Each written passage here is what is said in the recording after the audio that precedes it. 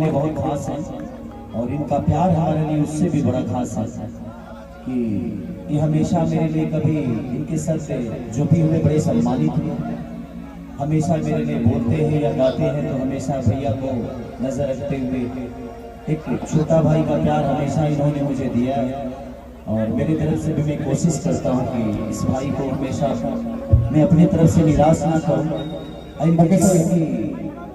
एक बहुत बड़ी आज उपलब्धि मिलने जा रही है और आज मैं इनके साथ नहीं होता तो शायद मुझे भी बुरा लगता, इनको तो लगता ही लगता और मुझे भी लगता कि मैं अपने भाई के इतनी बड़ी खुशी में शामिल नहीं हुआ और उस परिवार का हिस्सा मैं भी हूँ जिस परिवार का ये बेटा है।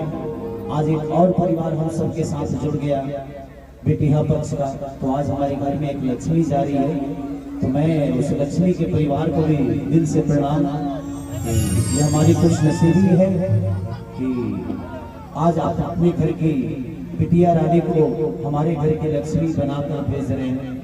हम कोशिश करेंगे कि हमारे घर में जितना खुश हम हैं उससे कई गुना ज्यादा उसकी खुशी के लिए हम सब काम करें और हमारा भाई हीरा है, अपने परिवार को हीरा की तरह ही रखें।